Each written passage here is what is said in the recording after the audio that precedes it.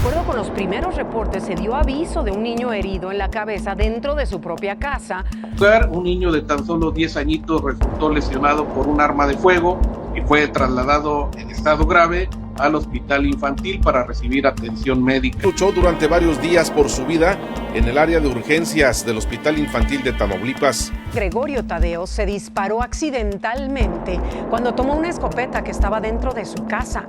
Los de Guardia Estatal de Tamaulipas acordonaron la zona.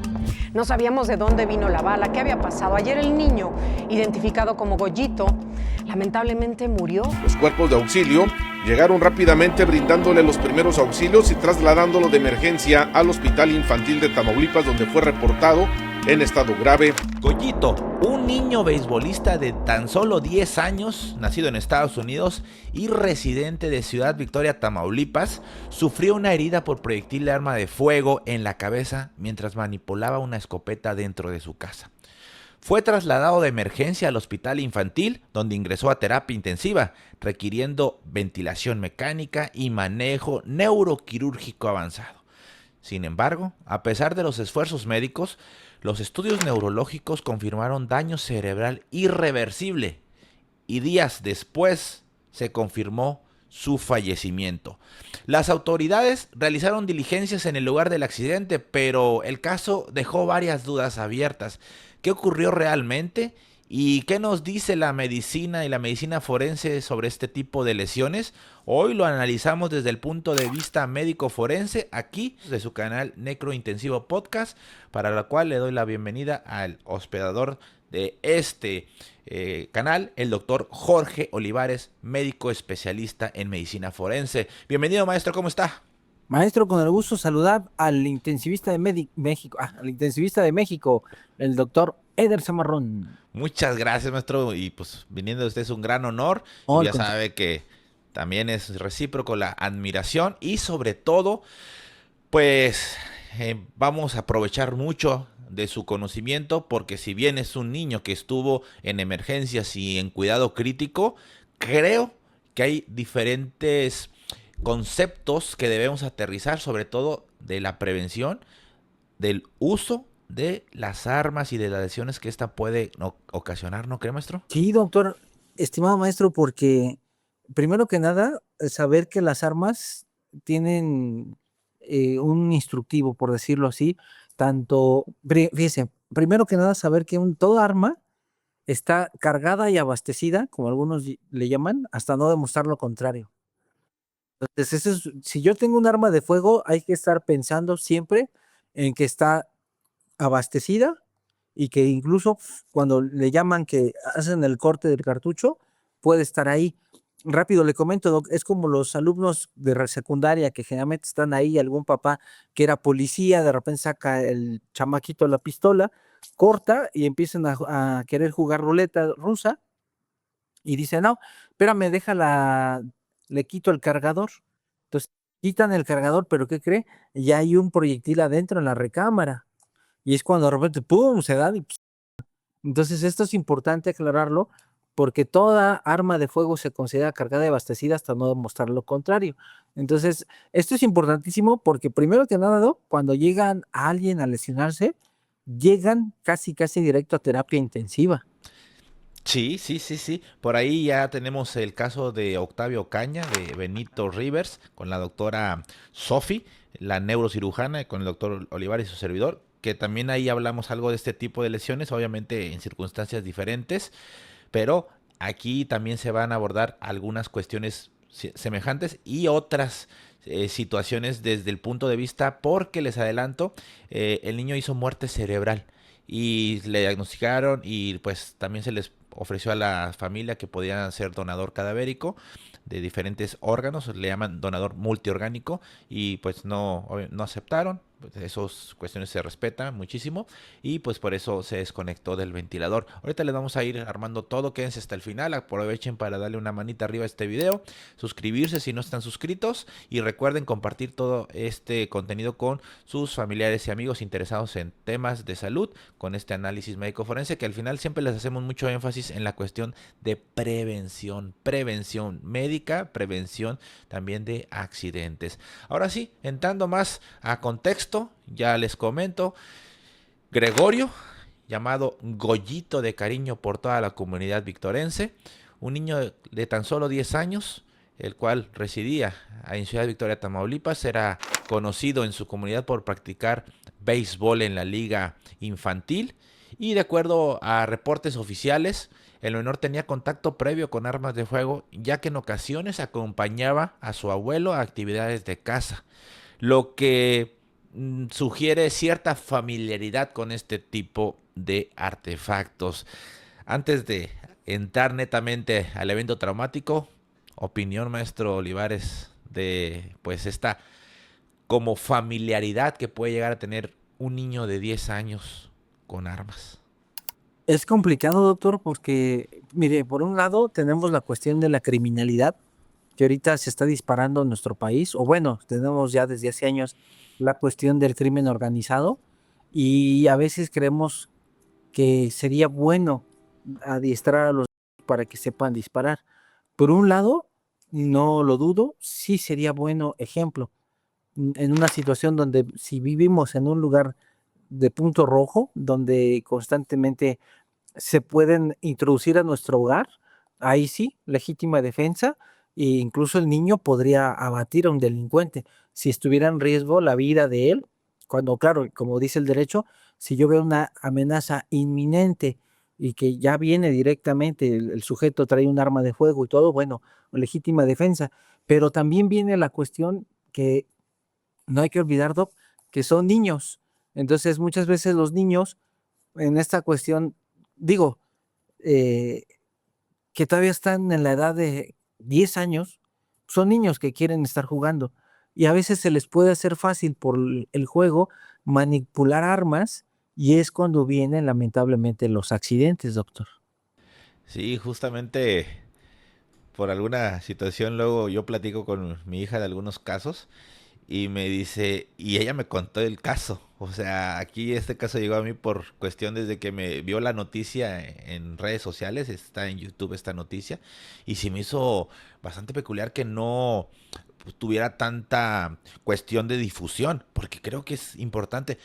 No por el hecho o porque se pueda crear a cierto morbo donde un niño accidentalmente y aparentemente pues se tuvo un disparo, ¿verdad? En su extremidad cefálica, sino porque creo que esto sirve de ejemplo para, digo tristemente, pero para que hagamos conciencia de este tipo de cosas. Y mi hija me decía, pues uno pensaría que no es posible que pasen esas cosas, me dice, pero papá, yo un día, fíjate que agarré unas tijeras y me dio como mucha tentación saber qué se siente como cortarse tantito la lengua.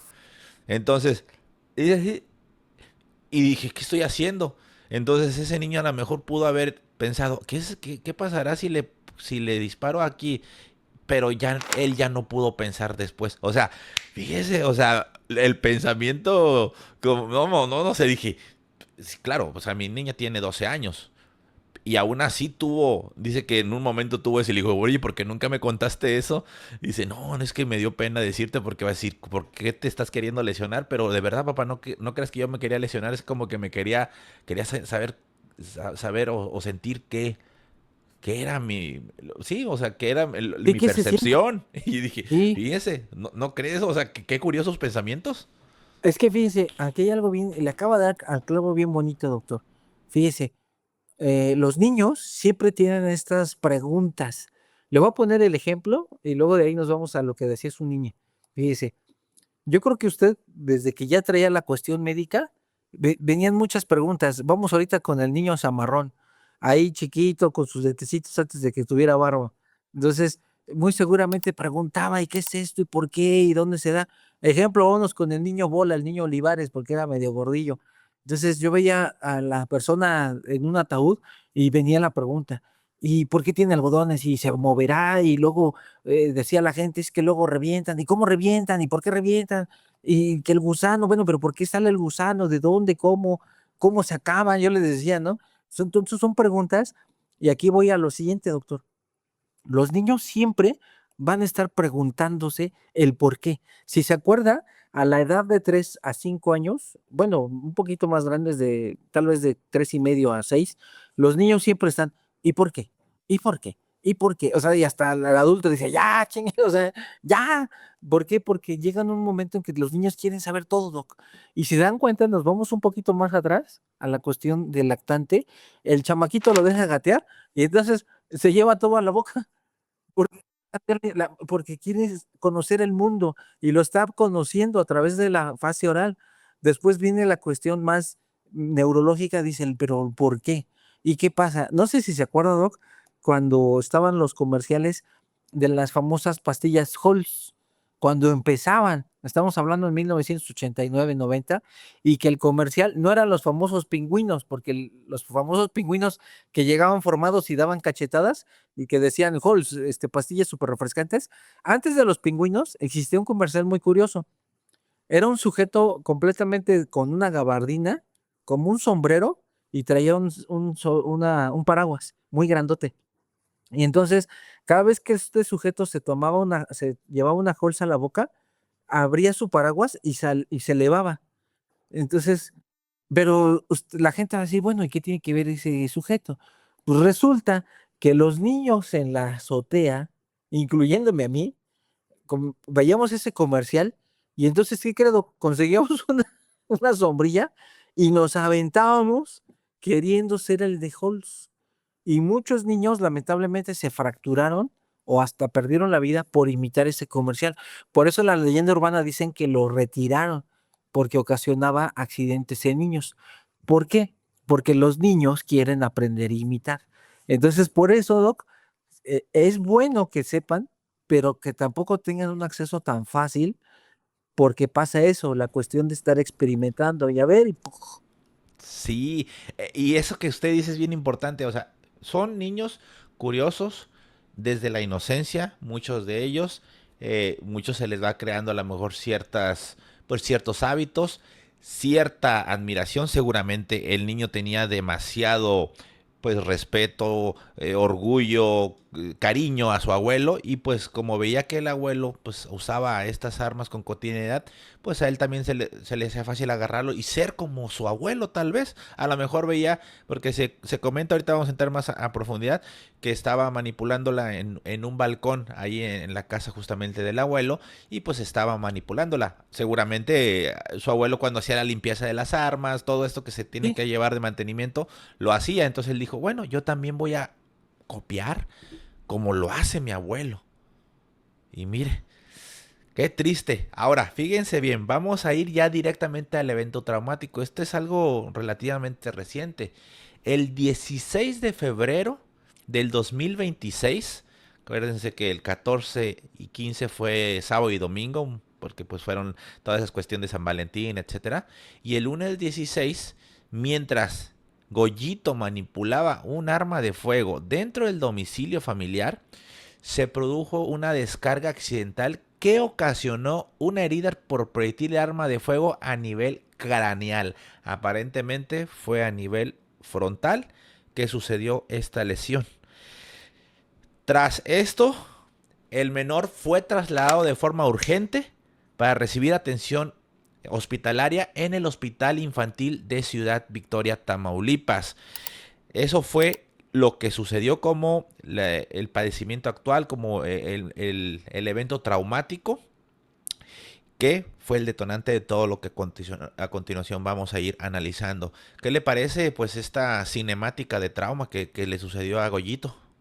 Está muy complicado, doctor, porque estamos hablando de la extremidad cefálica. Dice, y luego, al parecer es una escopeta. Entonces, todavía más complica la situación médica. Ahorita ya le voy a hacer una pregunta, doc, pero toda lesión a nivel craneal, decía un maestro en criminalística que nuestro cuerpo, algunos autores manejaban un diagrama como si fuera, en este momento lo estoy haciendo, como si fuera una bola o un pino de boliche, más bien un pino de boliche, que tiene una forma, exactamente la forma de un pino de boliche. Y ese pino nos va a dar esta cuestión de la mortalidad. ¿Por qué, doctor? Porque una herida a nivel de lo que es la extremidad cefálica es mortal. Una herida a nivel de lesiones vasculares en el cuello es mortal. No se diga tórax y no se diga abdomen. Ya lo demás, como extremidades inferiores o superiores, bueno, salen sobrando, no hay tanto problema, excepto donde habríamos la excepción, doctor, pues una lesión en la arteria femoral. Pero de ahí en fuera, si nosotros hacemos este ejercicio, nuestro cuerpo, prácticamente donde sea el pino de forma de boliche, ahí está donde vamos a ver estas lesiones mortales. Extremidad cefálica, tórax, abdomen, y si es a nivel vascular en cuello, pues prácticamente terrible.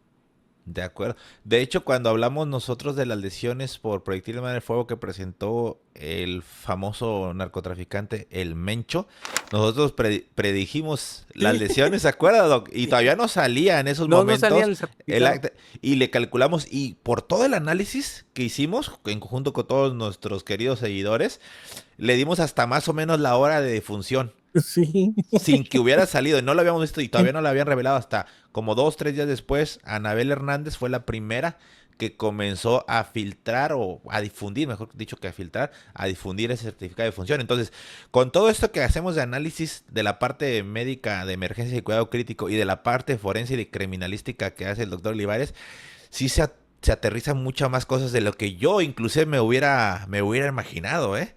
Porque ahorita que nos dice esto, justamente tiene toda la razón. O sea, este como bola de boliche que dice, pues claro, es lo que te va a causar esas lesiones a esos niveles, pues letales. Sí, es que es lo bonito del necrointensivo, que se une la medicina crítica con la medicina forense. Sí, sencillo, esa es la medicina de vivos con la medicina de Sí. fallecidos. De muertos, sí. Sí, de acuerdísimo. Que los dos pisamos las contrapartes. Yo también llego a pisar cosas de fallecido y usted obviamente también tiene que pisar cosas de clínica de pacientes vivos. Ahora, fíjese, ahorita si quiere me hace la pregunta que me había comentado, pero yo le tengo una pregunta antes en justamente esta cronología que vamos iniciando de el día 16 de febrero. Hay varias versiones, ustedes pueden buscarlo en las redes sociales, en los cuales se comenta, fíjense bien, o hay como que pues, difieren. Unos dicen que el arma involucrada fue una escopeta y otras dicen que fue un arma de postas, lo cual, pues desde la perspectiva de balística y medicina forense, sí es relevante. Yo les voy a adelantar algo. Goyito tuvo una exposición de masa encefálica, es decir, perdió la continuidad de lo que es el cráneo, el hueso, a nivel frontal y tuvo exposición de masa encefálica. Aquí la pregunta es, ¿puede un arma de postas causar esta lesión o usted cree que se vaya más por la versión de escopeta?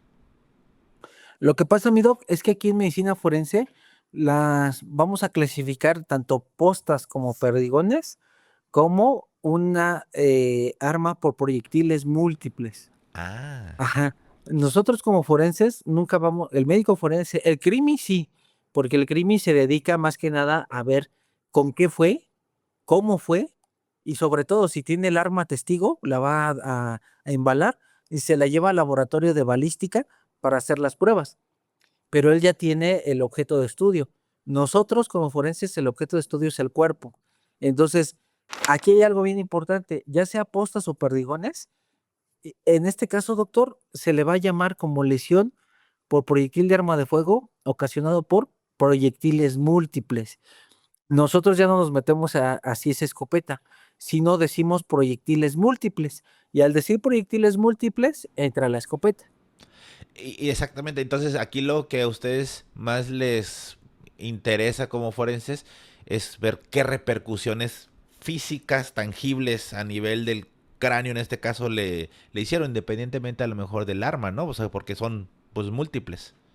Sí, claro. De hecho, va a haber un esquema, doc, pero lo vamos a hacer con el muñequito. En este momento tenemos lo que cuando se dispara una escopeta, vamos a tener algo que se llama rosa de dispersión o cono de dispersión. ¿Qué es esto, mi doc? Es decir, si yo a ciertos metros, el cono de dispersión se va a ir abriendo, por eso se llama cono de dispersión. De tal manera que aquí con los dos bolígrafos estoy viendo, si yo le digo, por ejemplo, a 5 metros, esto lo dice en un esquema muy bonito Vargas Alvarado, a 5 metros yo le digo, y entonces le puedo literar con todas estas postas o perdigones Hagan en cuenta que son múltiples bolitas de plomo que van a salir todas en conjunto, como una masa que va a ir a impactarse. Pero estas masas se van a ir abriendo. Y eso es lo que llamamos cono de dispersión o rosa dispersión. A 5 metros, doctor, yo puedo literalmente tronarle la extremidad cefálica. Pero si yo me empiezo a alejar, vea cómo el cono de dispersión se empieza a abrir más.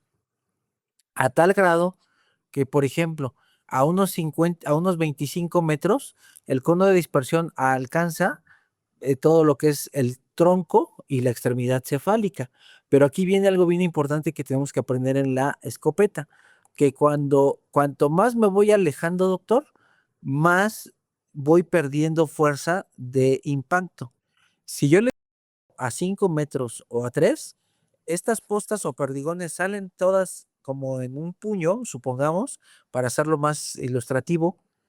No lo voy a meter tanto en tecnicismo de balística para darme a entender. Entonces, hagan de cuenta que es un puño grandísimo lleno de postas y entonces va a impactar y va a ocasionar, ¡pum!, lo muy característico de las lesiones por arma de fuego, Doc, de proyectiles múltiples, que revienta, que hace una como boquete. Para darme a entender mejor, Doc, no sé si se acuerda usted la película de Terminator 2, cuando Sí. va el Terminator a pelear con que era como de Mercurio, que era un policía.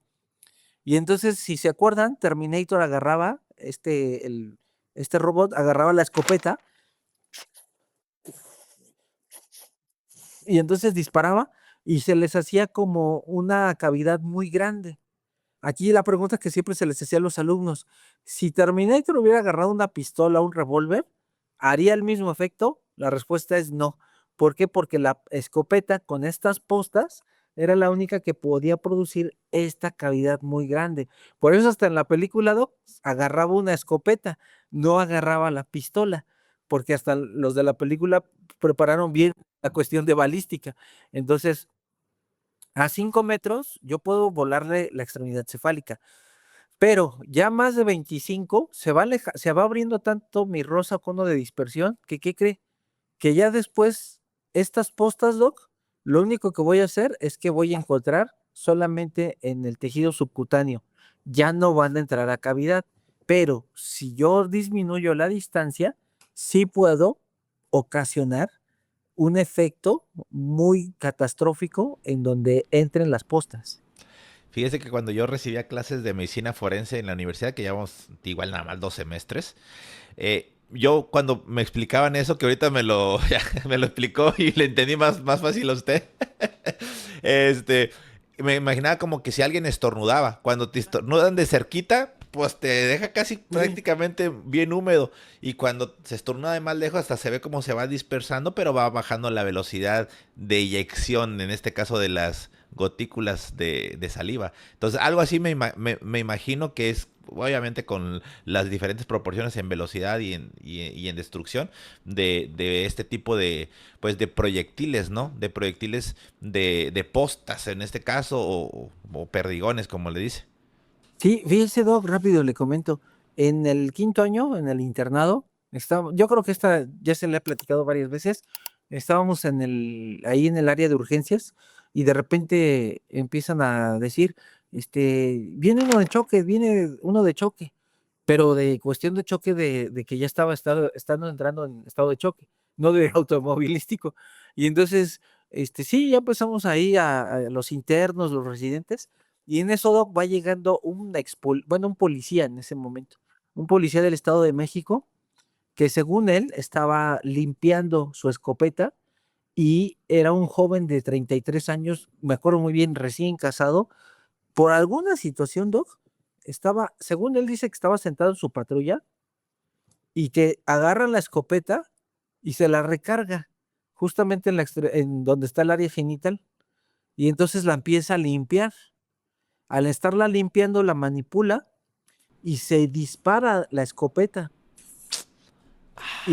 Sí, y entonces cuando llega, recuerdo muy bien que llegó temblando, ya estaban entrando en estado de shock, estaba todo pálido, temblando, y entonces el jefe de urgencias, que usted no me dejará mentir, en que incluso usted muy seguramente, Doc, cuando se toma la posición de líder ahí en los pies de la cama, que En este caso, el jefe de urgencias se puso así, un señor como de 75 años. Imagínense cómo sería ya, pues, toda la vida viviendo en el hospital, ermitaño ahí, ya muy hasta introvertido. Se puso así de brazos, ceño fruncido, sus lentes como Ray-Ban, y estaba así. Y empieza a decir, con un temple, doctor, pero temple, y agarra y dice, a ver, todos, expónganlo. Y entonces un residente entró como en la ansiedad y empezó a tratar de buscarle la herida, y entonces le gritó, Ávila, porque se apellidaba Ávila. Entiende, expónganlo. Y entonces ya agarraron, las enfermeras entraron con Sí, tijeras. tijeras, ¿no? Taca, taca, taca, taca, taca, taca. Yo le quité las botas, porque era de policía, te traían un cierre, había otro interno que estaba agujeta por agujeta. Entonces le dije, no, mira, ya por el cierre, quitamos. Y cuando quitan el pantalón, doctor, no había nada de genitales, no había ni testículos, ni escrotos, ni el escroto, ni el pene. O sea, literal con la escopeta, ¡pum!, se voló toda el área genital. Bajaron los de Uro, una vez que lo estabilizaron, como en los 30 minutos bajó Uro, agarró, dijo, nada más se asomó así el R4 de Uro y dijo, sí, métanlo a quirófano. Dice, nada más vamos a Sí, parar. afrontar. Sí, a parar sangrado, reparar lo más que se pueda. ¡Oh, qué triste! Y Y, sí, es que entonces yo creo que ya estamos comprendiendo todos que este tipo de lesiones, en este caso que se asume que es una escopeta, pues son bastante devastadoras. Y sí, aquí pues obviamente ya vimos que no es la excepción. De hecho, se me hace raro, Doc, que haya durado desde el 16 de que fue el evento, 17, 18 y el 19 fue donde se determinó el fallecimiento. O sea, al final de cuentas estuvo 3 hacia 4 días por las cuestiones de tiempo, todavía con función de los órganos vitales. O sea, como es un niño, yo creo que tiene muy buena reserva fisiológica y anatómica. ese es un amigo, y también aquí habría que ver cómo sujetó la posición para limpiar el arma. Porque, fíjese, aquí hay algo que nos dice Di Maio, muy bonito, que es un libro sobre lesiones por arma de fuego. Todo depende. Por ejemplo, aquí tenemos un ángulo de 90 grados. Supongamos que este es mi proyectil, perdón, mi boca de fuego del arma. Y entonces aquí tengo un ángulo de 90, mire, aquí está. Pero si yo hago esta angulación, que muy seguramente hizo esto el niño, agarró la escopeta y puso este ángulo, no fue así, sino fue de esta forma. Exactamente, entonces mire, con la pluma vamos a poner en este momento cómo fue la trayectoria. Aquí ya no fue trayecto porque va hacia la parte externa. Entonces vea cómo va la trayectoria, va hacia arriba. Entonces los pocas postas o perdigones alcanzaron a producir una fractura craneal y eso ocasionó la exposición de masa encefálica. ¿Por qué, doctor? Si hubiera sido un ángulo un poco distinto al que estamos viendo aquí, sino de esta forma, literal, ahí hubiera fallecido. Qué buen análisis. Yo fíjese que fue lo mismo que me imaginé. Dije, si fue una escopeta, en este caso, o sea, como tal, el proyectil que emite es letal, pero Sí, justamente agarró un ángulo en el cual pues le favoreció un poco a que no se le destruyera completamente su extremidad así es. encefálica. Todo es fuerte todo lo que estamos hablando, pero bueno, hay que explicarlo con estas palabras. Ahora, maestro, ¿usted cree que sea posible que a alguien que se le caiga un arma en el piso se pueda disparar o no es posible la activación? Mire, yo considero que no es posible. A varios policías se les ha caído muchas veces, sobre todo cuando andan haciendo la persecución pie-tierra. Y la mayoría de los policías luego no traen ni siquiera el seguro, ya la traen lista para, pum, desenfundar y disparar. Y nunca he visto que se les escape un tiro, ¿eh? Más que nada, y todos lo sabemos que es a través Gatillo. exactamente del gatillo, para que la parte más arribita, que se llama martillo percutor, impacte y entonces ahora sí lance la bala. Pero sí sería muy poco probable, doctor. Sí, o sea, lo más probable, digo, es que él haya jalado el gatillo Sí, tal de vez que... limpiándola. Sí. O sea, si tenía así la escopeta, vamos a poner aquí las manitas, limpiándola con un trapo, probablemente al hacer este movimiento, recargó aquí y sí, con el trapito mismo ha de haber apretado el gatillo y ¡pum!, se disparó. Porque la otra forma, Doc, es que como bien lo dice usted, hubiera caído, pero con alto grado de probabilidad el niño al ver que cae se hubiera agachado. Y al agacharle y dispararse, vea También, también el ángulo que tiene. Va sí, directamente bueno, aquí estorban los lentes, pero va directamente a la extremidad cefálica. sí, de Entonces todo acuerdísimo. apunta a de que estaba así manipulándola. Ujú, sí, sí, tiene toda la razón.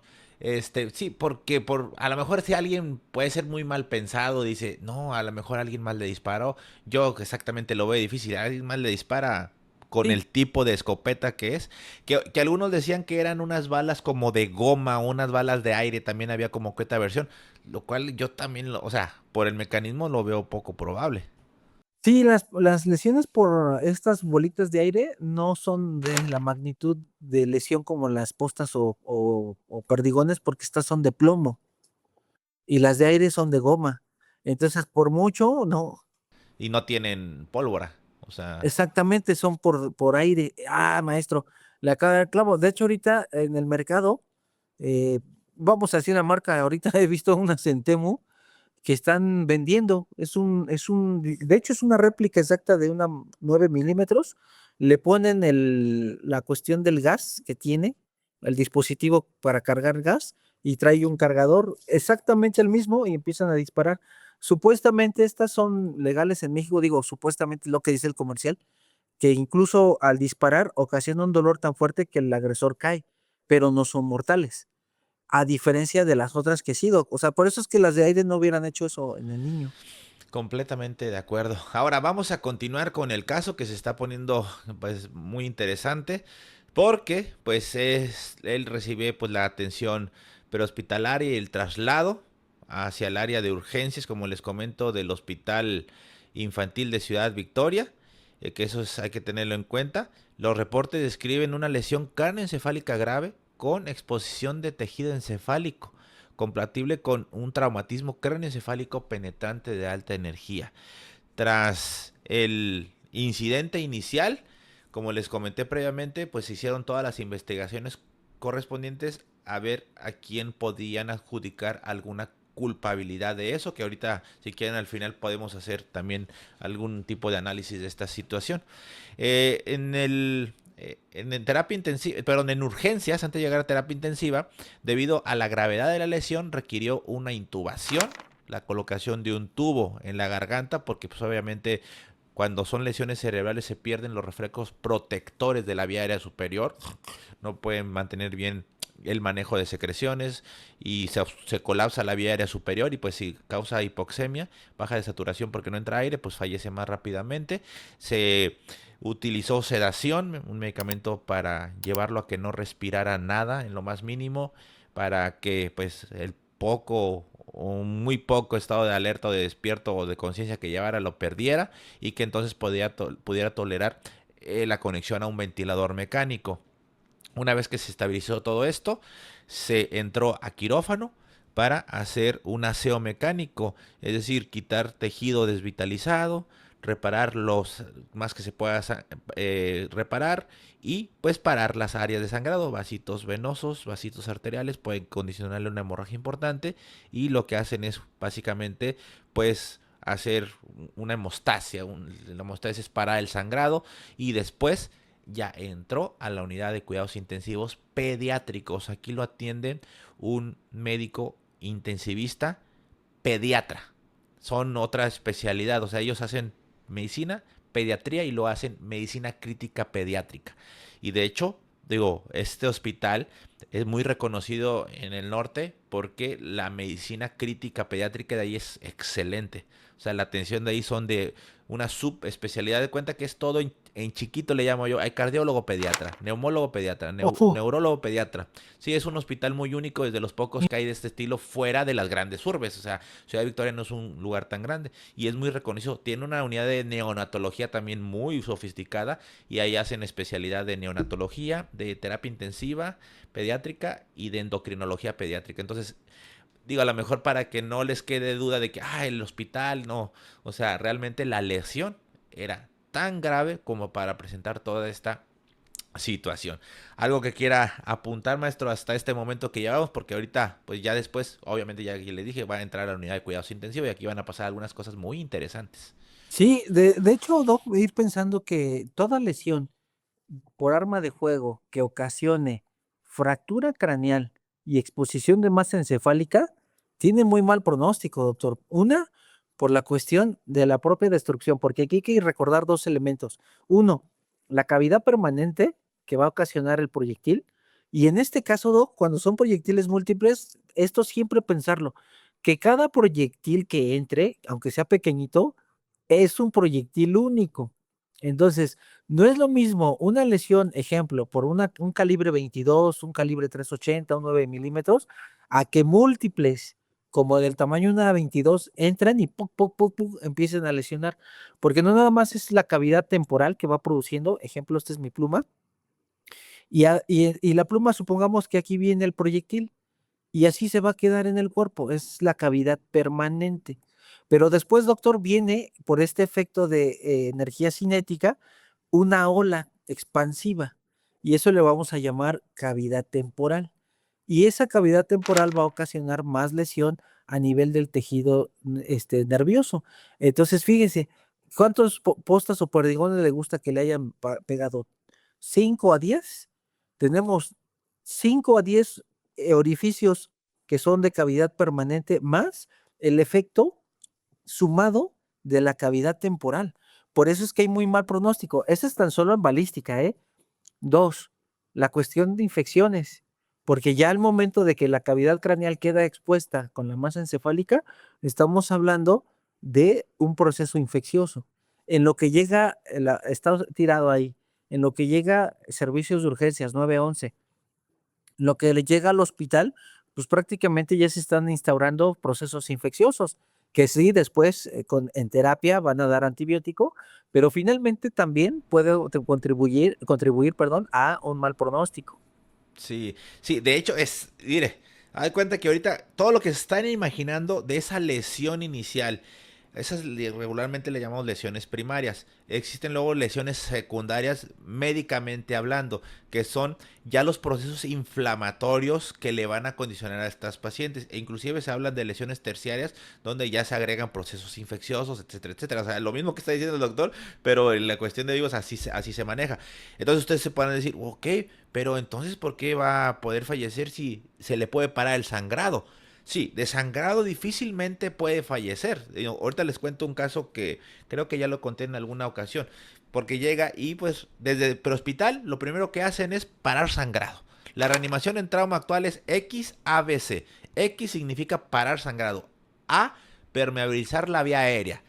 B, que tenga buena respiración. Y C, que mantenga buena presión y algunas otras consideraciones. Y la D sería la evaluación neurológica. Entonces en la X fácilmente pueden parar el sangrado. Por ahí no habría mucho problema. Por ahí no va a fallecer. Pero ¿de qué sí puede fallecer? De aumento de la presión intracraneal de forma grave, de forma abrupta. Que es justamente... Les voy a explicar así brevemente, sin cuestión tanta técnica. Existe una doctrina que se llama de Monroe-Kelly. Doctrina o teoría de Monroe-Kelly, en la cual se dice contenido, continente. El contenido es cerebro, líquido cefalorraquídeo y sangre. Ese es el contenido. El continente es donde está, en hueso, la bóveda craneal. O sea, contenido, continente. ¿Qué te dice esta doctrina o teoría de Monroe-Kelly? Si hay un aumento de uno de los contenidos en ese continente fijo, pues va a aumentar la presión intracraneal. Así de sencillo. Y ustedes se preguntarán, sí, pero aquí no tiene un pedazo de hueso. Sí, pero no crean que por aquí va a ser suficiente como para que las zonas posteriores o basales del sistema nervioso central vayan a poder expandirse y no comprimirse y causar una herniación cerebral. Entonces, aquí lo que sucede es mucha presión intracraneal. El flujo que va del corazón hacia lo que son las arterias cerebrales se va a disminuir porque no puede vencer esa presión. O sea, mucha presión, yo le digo mucha presión arriba, no va a hacer que suba el flujo sanguíneo. Si no sube sangre, no entrega oxígeno a las neuronas y entonces, aparte de esa lesión primaria que excelentemente mencionó el doctor Olivares, por el simple fenómeno mecánico, se va a agregar esta lesión secundaria de necrosis, y toda la célula cerebral que se rompe expone su contenido, todo su contenido interno de las células, citoplasma y todo eso, y condiciona aumento de la presión intracraneal. Se rompe y se aumenta, se hinchan las células, se rompen y se aumenta mucho contenido. Y aparte, pues bueno, también como le digo, pues puede haber un poco de más de sangrado de lo que debe de haber, y pues eso también aumenta muchísimo la presión. Entonces, regularmente se llama deterioro rostro-caudal lo que está sucediendo, y el niño llega a ser muerte cerebral antes de la muerte cardíaca, y ya se los hemos explicado. O sea, sí existe el paro cardíaco como algo pues prácticamente por default de fallecimiento.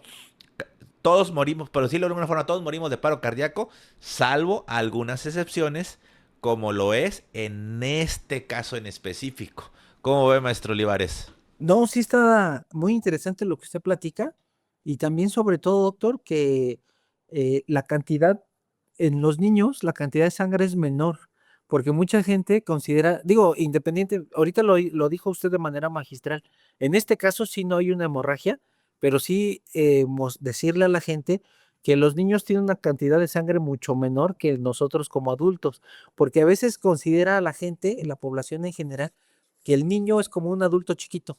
Y entonces dicen, no, pues si yo tengo 5 litros, pues muy seguramente el niño tiene 4,5. Y no es cierto. Entonces, o luego también son muy susceptibles al proceso de la temperatura. Cuando tú, como la mamá le llama, la calentura, de que suben 39, 40 y el chamaquillo se está convulsionando. Entonces, sí, no echarlo en saco roto, que el organismo de un niño, por eso hay especialistas en niños. Y como bien lo dijo usted ahorita, hay subespecialistas. No es lo mismo el neumólogo de adultos al neumólogo de niños. Así. Entonces, ajá. Y digo, disculpe que lo interrumpa, qué bueno que dice eso. Cuando hay niños que nacen por canal del parto, Sí. tienen un poco de traumatismo, y a veces no tiene traumatismo, crean adentro del cráneo, sino se llama cefalomatoma, es un sangradito que es pues por arriba del cráneo y abajo del cuero cabelludo. Y a veces ese cefalomatoma que se hace, esos chipotes, digo, unos son caput, que es como que edema, hinchazoncita, grasita de la grasa, pero otra es sangre acumulada. A veces es suficiente en recién nacidos ese cefalomatoma como para que se choque. Sí, me explico, sí tiene toda la razón lo que estaba explicando. Adelante, maestro, disculpe que lo haya No, es que, interrumpido. ¿qué cree, doctor? Apenas en una audiencia, digo, esto es terrible, ¿eh? Usted sabe que yo, cada vez que voy a audiencias es porque es una muerte violenta. El forense no va a audiencias, aquí en México por lo menos, o Ciudad de México, no va a audiencias de suicidio, eso no existe. Porque cuando hay un suicidio, el Ministerio Público lo que hace es dar carpetazo y ya. Y en muchos de los casos, cuando la familia pide incineración, el Ministerio Público libera el cuerpo, dice, sí, está bien, ya no hay problema, se cierra la investigación y va. Pero cuando son audiencias, generalmente siempre son homicidios, doctor. Entonces, le comento por lo siguiente, porque resulta que un sujeto se pelea con la esposa y en su enojo agarra el cuchillo, la esposa embarazada de 8 meses de gestación, y entonces va y al vientre, y al bebé le da como alrededor de 9 heridas punzocortantes. Entonces, de esas 9 que fueron en sus bracitos, 2 estaban en tórax y una en abdomen. Una de ellas, la de abdomen, perforaba el hígado. Entonces, ya ve que yo siempre soy muy obsesivo en las audiencias y dije, a ver, ¿qué me podría preguntar alguien para fregar, no? Yo dije, ya sé, a ver, que diga el forense cuánta capacidad o cuánta cantidad de sangre tiene el bebé de 8 meses. Y ahí me tiene buscando como loco porque fue buena pregunta. Dije, no voy a decir 5 litros porque es ilógico. Es un adulto. Es un Eso adulto. es un adulto. ¿Cuánta sangre tiene un bebé? Y entonces, usted claramente lo dice, Doc. Con esto se está chocando. Sí. No, ¿y si era su hijo del asesino este? Pues ya, como se quedan inconclusos para mí la investigación, ya no supe. Porque incluso luego la familia es muy renuente, Doc. Me ha tocado ir a audiencias. Tan solo hace una semana fui a una que se canceló y yo le pregunté al abogado, le digo, oiga, bueno, yo fui el forense, la causa está muy complicada, es una sofocación, pero es muy peculiar la forma en cómo privan de la vida, porque parecía un ritual satánico. hasta incluso la forma de posición de los muebles, todo. Y la forma en cómo encuentran el cadáver igual era muy peculiar. Y yo le dije, oiga, ¿y cuál es el móvil o su teoría del caso? No me quiso decir. Me dijo, no, luego platicamos. Ah, bueno. Pero entonces sí puede ser algo espiritista o de esas cosas. O sea, de que era un homicidio, sí, porque era audiencia, ahí ya había un detenido, un procesado, pero a lo que voy es que luego ya se cierran de que, a ver, el forense nada más va a decir de qué murió y punto. No tiene por qué saber más, ¿no? Y sí hay gente que no quiere informar. Sí, es como cuando ha habido fallecimientos por sofocación en cuestiones de prácticas íntimas consensuadas que después se pasa a la mano. Entonces, qué raro, acá a lo mejor también algún ritual ahí espiritual que se pasó a la mano con sofocación, no sé, es que hay cada cosa que uno pues como ni se imagina. Sí. Bueno, vamos a continuar con el caso, porque les digo, él comenzó a deteriorarse, obviamente, fíjense, para que ustedes más o menos se den una idea, cuando pasa este tipo de sucesos se estabiliza de forma inicial en urgencias, se pasa a quirófano, se le sigue con una sedación profunda, medicamentos analgésicos potentes para que no tenga dolor, para que no tenga conciencia, lo llevan a un estado anestésico profundo, le hacen pues una situación que se conoce como desbridamiento, control de sangrado, le remodelan a lo mejor el hueso para que no tenga picos y estén lesionando ahí el tejido cerebral, eso todo lo hace el neurocirujano, pum pum, dan antibióticos, como bien lo dice el doctor Olivares, dan antibióticos profilácticos, etcétera, ¿no? Controlan todos. Se dan, como, ¿cómo se podría decir? Confirman o se aseguran, esa es la palabra que quería decir, que todas las funciones orgánicas estén bien. Porque pues el cerebro se encarga del control de la respiración, del control en este caso del corazón, de la presión arterial y puede hacer algo que se llama disautonomías, que es que el corazón se acelere, se baje la frecuencia, se aumente la presión, se baje la presión, como consecuencia de una falta de control del sistema nervioso central porque está dañado el mismo por el cuestión de trauma. Entonces se asegura que todo esté bien, ¿no? Lo pasan a terapia intensiva. En terapia intensiva se deja sedado profundamente hasta que se garantice que no tiene un aumento de la presión arterial, de la presión intracraneal. ¿Y cómo se aseguran esto? Regularmente se le dejan unos catéteres adentro o sea, en este caso de los ventrículos, que son donde recorren el líquido cefalorraquídeo, ahí se le deja un catéter, o también puede ser por afuera entre el cráneo y el cerebro, pero se le deja un catéter.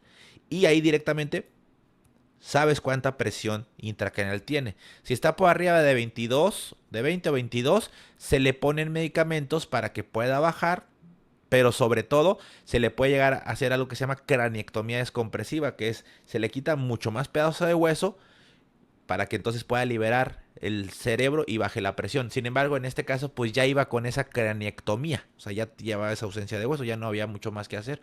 Entonces, eso es lo que se tiene que hacer.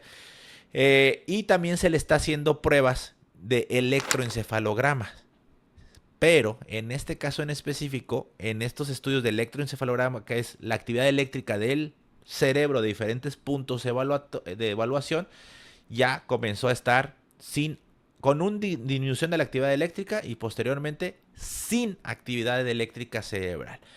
Cuando se tiene ya ausencia de ciertas funciones primitivas que le llaman funciones de tallo, es decir, que el paciente ya lo desconectan del respirador sin sedación, sin que no tenga ningún efecto del sedante y ya no respira por sí mismo, se llama prueba o test de apnea, te da datos de que ya este paciente no tiene pues justamente los reflejos o primitivos, en este caso de tallo encefálico, de tallo cerebral, y se le hace la confirmación con electroencefalograma y sobre todo con algunos estudios que evalúan la circulación de las arterias cerebrales. De los más frecuentes que se hacen se llama angiotac cerebral. Si no hay angiotac cerebral, que es la que demuestra asistolia cerebral o ausencia de flujo cerebral, se le pueden hacer ultrasonidos Doppler y que vean que ya no pulsan las arterias de aquí, de los dos lados y de dos puntos diferentes. O si no hay eso, se repiten 2 electroencefalogramas con 24 horas de diferencia, entre algunas otras consideraciones. Y si ya se confirma la muerte cerebral, se hace un acta de muerte cerebral, o técnicamente se llama muerte encefálica, y ya en automático se considera cadáver. Tanto médica como legalmente se considera cadáver, y ahora sí, ahí es cuando se le puede ofrecer a los familiares, si desean, que done órganos, en este caso Goyito, que fue lo que se les propuso. Sin embargo, la familia no quiso donar órganos. Algo que apuntar de todo esto, tan triste, ¿verdad? Es que es, la verdad, sí, así, salió de la escuela el niño, pum, y días después ya estaba con muerte cerebral. Sí, fíjese, Doc, que cuando son niños es complicado que la familia acepte la donación, porque en su mente, digo, y esto es muy completamente aceptable y razonable, ¿eh?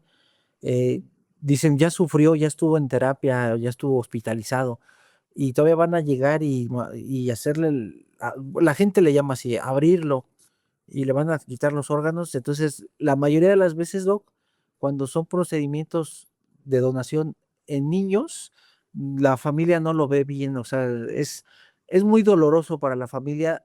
Fíjese, si para el adulto que tiene un familiar joven, decirle que llegue el médico y le diga, pues es que quiere donar para las demás personas, a veces la familia dice, no, no, ya no quiero que me lo toquen.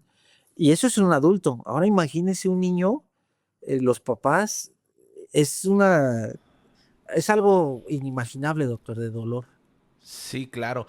Y fíjese, algo que yo les quiero transmitir es que, pues, toda también como el contexto de culpa que puede llegar a tener la familia. Sí, El sí. abuelo, el Dice, abuelo, o sea, seguramente era su nieto consentido al que, eh, y sí, pues somos señor. de, sí, somos de Tamaulipas, acá luego ahí todavía eso de que es el varón, el nieto, ¿verdad? El nieto varón, es que él va a ser como su abuelo, armas, cacería, ¿sí me explico? Y ahora, esta situación.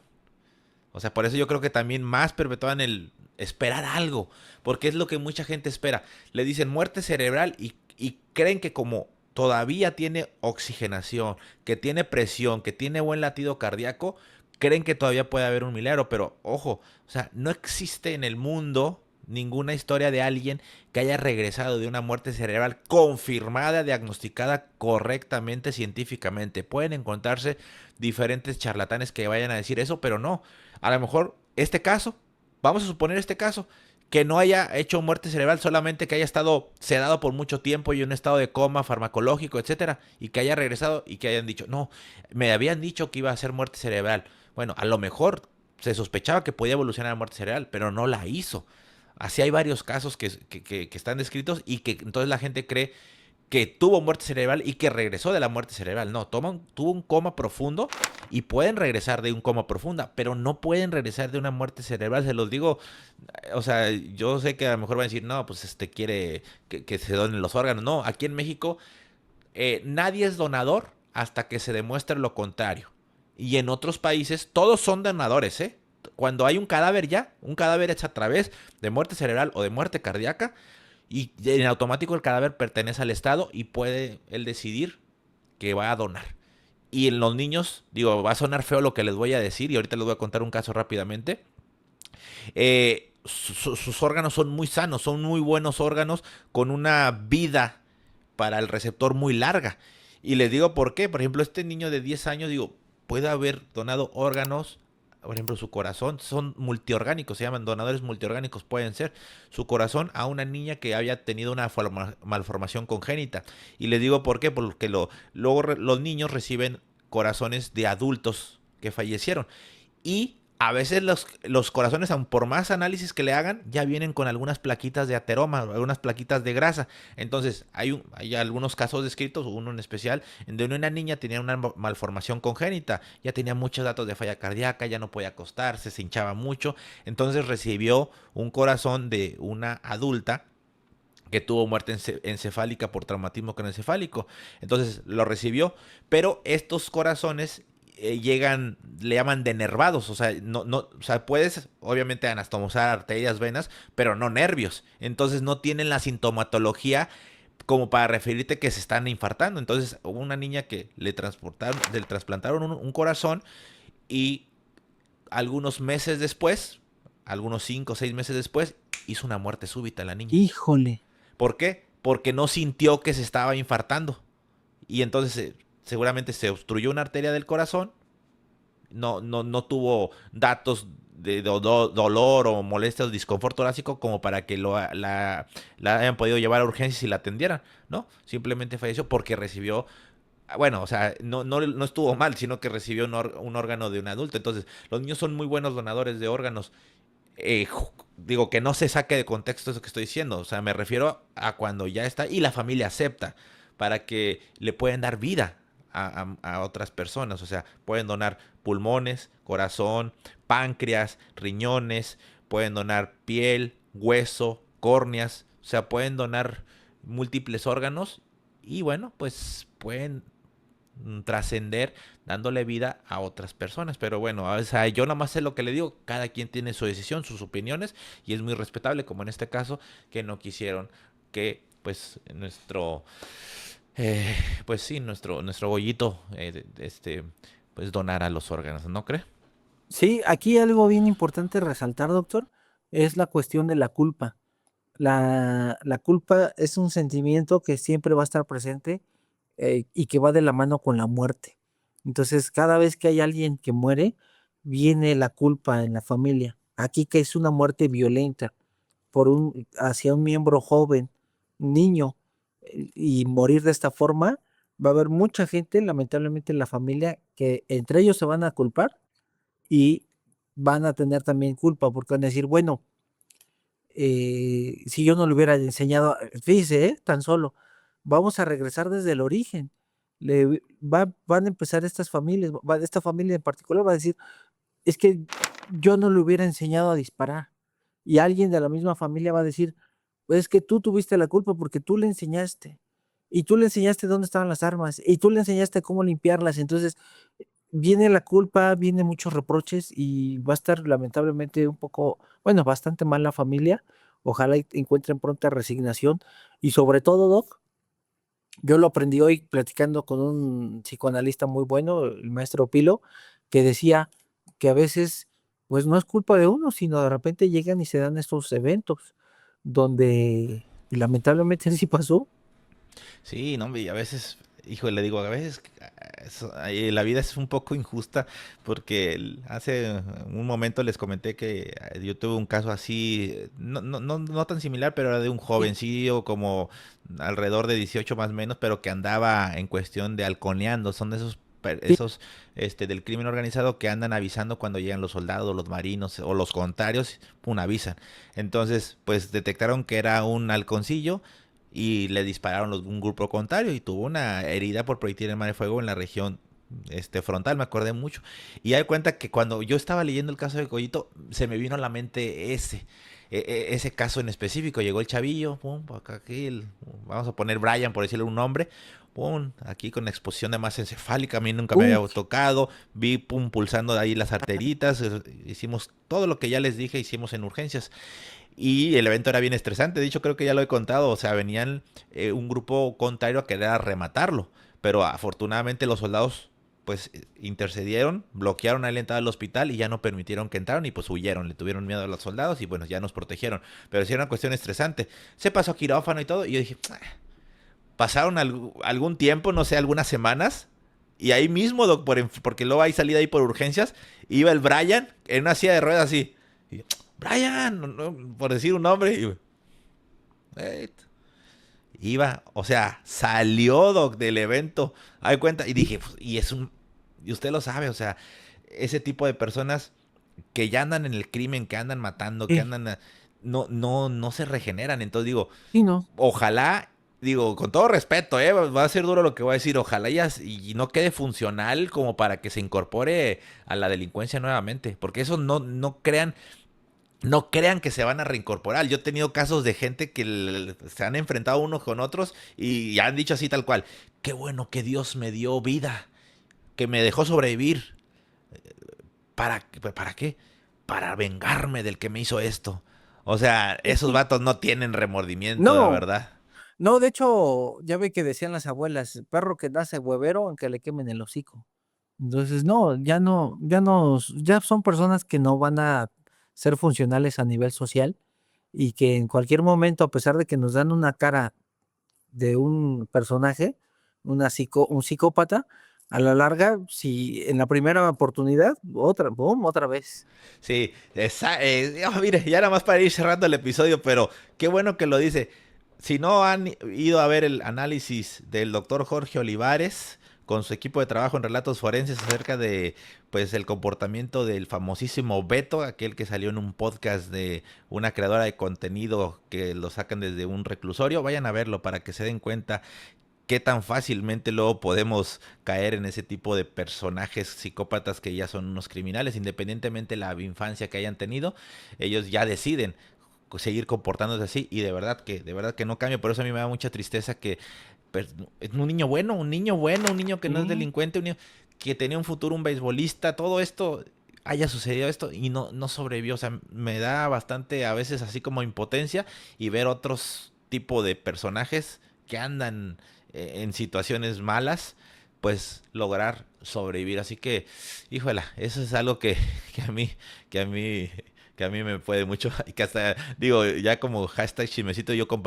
le puse, sí le creo a Beto, yo sí le creo a Beto, sí creo todo lo que dice y creo que es un delincuente y creo, o sea, porque él mismo lo dice, o sea, la gente es la que le ha creado un personaje de que, ay, no, el vato está orgulloso de lo que hace y no se arrepiente y lo volvería a hacer, o sea, por eso les digo, pero bueno, esperemos que comiencen a cambiar todos los que nos ven y que tienen otra percepción de este tipo de delincuentes, que no es así tan fácil como que, ay, ya ese, como el que yo les digo, o sea, ya recibió un escarmiento, ya ahora va a aprender y se va a reincorporar. No, hombre, de verdad que no, perro huevero, aunque le quemen el hocico, dijo el maestro Olivares.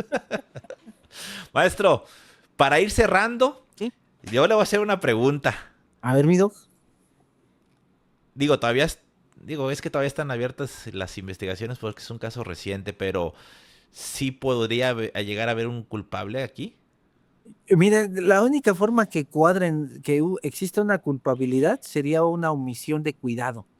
O sea, es decir, de que en dónde estaba, ejemplo, que la autoridad investigue dónde estaban la caja donde estaba guardada esta arma de fuego. Si estaba muy accesible al lugar, si el niño sabía manipular y estaba limpiando, aquí vendría la pregunta de la autoridad, bueno, ¿por qué le dieron un arma a un niño y por qué no había un adulto? Entonces, sería la forma de responsabilidad, una responsabilidad por la cuestión de una omisión de cuidado, doctor.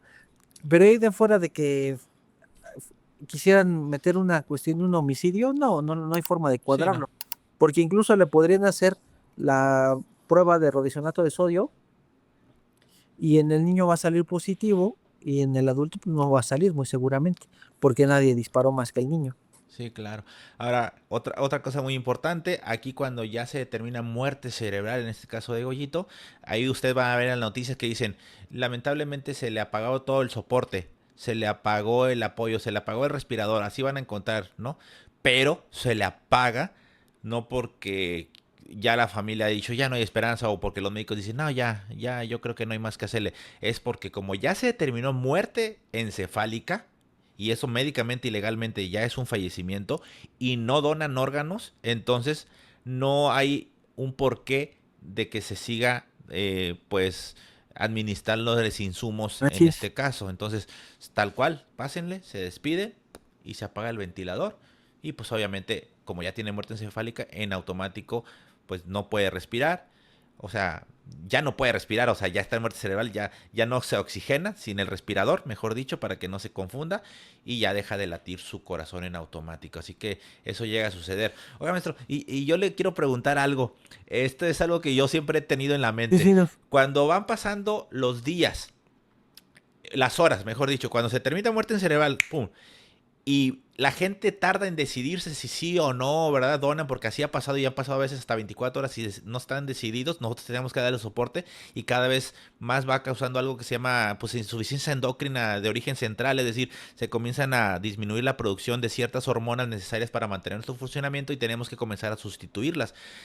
Ya no se secreta una hormona que se llama antidiurética y comienza a orinar mucho el paciente y se deshidrata y se comienza a aumentar el sodio, entonces la tenemos que poner por la nariz. Las hormonas tiroideas, o sea, las precursoras de las hormonas tiroideas ya no funcionan y le tenemos que poner hormonas tiroideas, y etcétera, ¿no?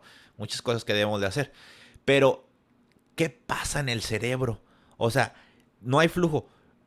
El cerebro sí puede como comenzar a deteriorarse internamente. O sea, es que es algo que siempre me he preguntado y digo, yo creo que el único que me lo va a poder contestar, porque yo le he preguntado a otros compañeros y me dicen, oye, pues nunca me había puesto a pensar eso. Le digo, la única forma es a lo mejor durante la necropsia, que en este caso, por ejemplo, de Goyito, se apaga y se lo lleva a Ministerio Público porque tienen que hacer una necropsia de ley. ¿Cómo se encontrarían ahí el tejido cerebral, maestro? Maestro, le acaba de dar, híjole, un orgasmo cerebral, maestro. Ahí le va.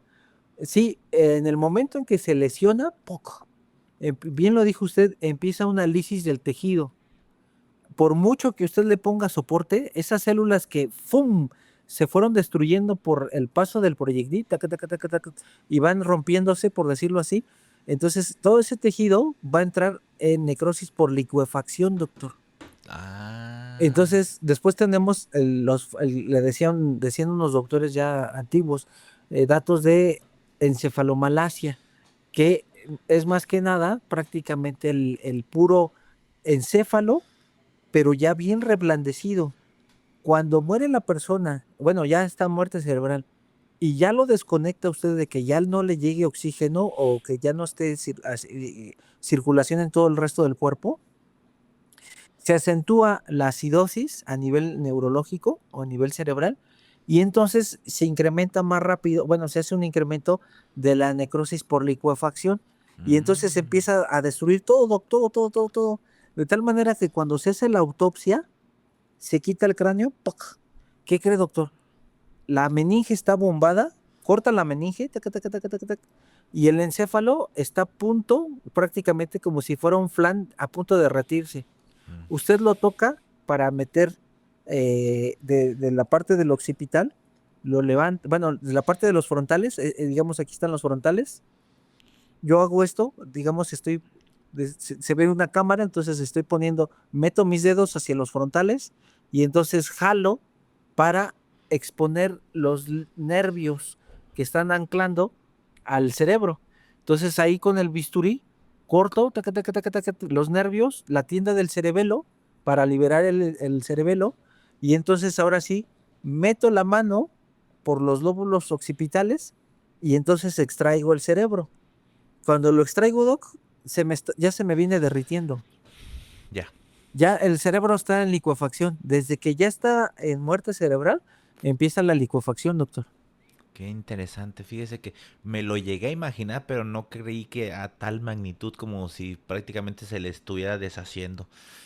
Pues ahí está, para que vean que no va a haber vuelta atrás. O sea, más lo confirma el doctor Olivares, no va a regenerarse. O sea, no nos alcanza la vida para un daño cerebral. Se pueden crear nuevas conexiones cuando hay tejido ahí circundante, ¿no? Pero ya cuando es todo así con licuefacción, imagínense, para que, digo, ya cuando tengan muerte cerebral confirmada bien y todo, ya no hay vuelta atrás. De hecho, no, cuando a veces ya no les colocan, que hacen como usted bien lo dijo, la craneostomía, sí, vuelven a colocar la piel cabelluda, pero ya no ponen la tapa. Entonces, usted toca y se hunde un poquito, la piel está blanda, corta, separa los colgajos y ahí está perfectamente bien digamos como esta meninge sintética que le ponen para cubrir de que como no hay hueso. Pero ¿qué cree, doctor? Está tan abombada que cuando usted la retira es como si fuera una especie de honguito. O sea, un hongo, el cerebro se transforma como si fuera un hongo que está a punto de reventar por dentro de tanta presión, de tanto edema, como bien lo dice usted. O sea, es un edema impresionante. Lo toca y se le empiezan a deshacer en los dedos. O sea, está muy fuerte. Fíjese, de forma empírica, porque no es tan objetivo, pero nosotros lo que hacemos es tocar esa área. O sea, cuando no hay hueso, se libera, como está muy hinchado el cerebro, se sale y lo tocas. Lo tocas así, lo tocas el cuero cabelludo y ya directamente es el cerebro, porque no hay hueso. Y se siente duro. Cuando se va deshinchando, digo, en el caso de nosotros que sí mejoran, no es que se vayan a llegar con ustedes, los que no mejoran, pues rápidamente llegan con ustedes, pero los que sí mejoran, se va deshinchando y ya va sintiendo más aguadito. Es como si fuera un globo y luego el globo va perdiendo aire y se va haciendo como un poquito arrugado y ya se siente más suavecito. También lo hacemos nosotros. Bueno. Curioso, ¿verdad? Cómo se va juntando todo. Sí. Bueno, ahora sí, para ya cerrar este episodio, este caso corresponde a un traumatismo craneoencefálico penetrante por proyectil de arma de fuego en un menor de tan solo 10 años que le llevó a un daño neurológico irreversible y un fallecimiento algunos días después del evento. Sí, yo sé que también este caso va a causar diferentes interrogantes sobre la seguridad en el manejo de las armas y el acceso de las mismas a pues menores, a niños en entornos domésticos y me atrevería a decir que en cualquier entorno. Pero bueno, cada quien tenga también su conclusión. Hay que también ser yo creo yo también ser un poquito empáticos con la familia. Digo, no era como que estuvieran planeando, ¿verdad? Ellos que pasara esto. Sí, no. Y han de estar destrozados y creo que también la familia tiene que pues estar con tanatología porque este duelo va a ser para todos. O sea, yo creo que era el niño más querido y era un niño que pues era como un niño estrellita, ¿no? El niño que jugaba béisbol, el niño que el consentido del abuelo, o sea, era un niño pues muy querido con un buen futuro, muy bueno en su escuela. O sea, era un niño así ejemplar y desafortunadamente así, en cuestión de días, pues ya no lo tenían. Así que creo que también va a ser muy fuerte para la familia el sobrellevar esto. Yo creo que nunca lo superan, solamente van a estar como acostumbrándose y pues teniendo algo de resignación. Así es, mi Doc. Completamente de acuerdo. Bueno, pues hasta aquí hemos llegado en este lamentable caso. Espero que les haya gustado el análisis, me refiero, de todo esto que hicimos. Que ustedes tomen conciencia de todos los eventos que les pues hacemos el desglose porque pues queremos que tengan prevención tanto de enfermedades y en este caso también de accidentes. Si no siguen al doctor Jorge Olivares en sus diferentes redes sociales, aquí se las vamos a estar poniendo para que lo vayan y lo sigan, tanto en Instagram, en Facebook, en YouTube y también en Threads se llama, también está ahí el doctor. Él ni se ha dado cuenta, pero todo lo que publica en Instagram se le duplica en Threads, que es el arroba de ahí del Instagram, ahí lo pueden también seguir.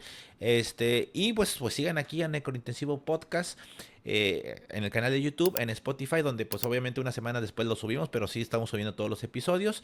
Y recuerden siempre, si hay la oportunidad de hypearnos, ahí dice hype, ahí nos den puntos, denle manita arriba, suscríbanse si no están suscritos y activen la campaneta. La campaneta de notificaciones, así es. Y pues muchas gracias nuevamente. Palabras finales, maestro, próximos proyectos. Doctor, que sigan el canal de Clinicazos con el maestro Eder Zamarrón, así como Interconsulta, el nuevo canal del maestro Eder. ¿Cómo supo? Muchas gracias, maestro. Muchas gracias por el apoyo.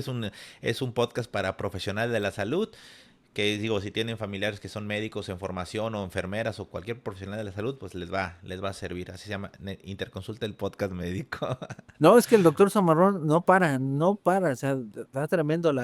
Digo, si mucha gente dice que yo trabajo, el doctor Eder, híjole, es una máquina de trabajo, no para, no duerme, no come, no defeca. No, yo creo que somos similares, pero usted en muertos y yo en vivos.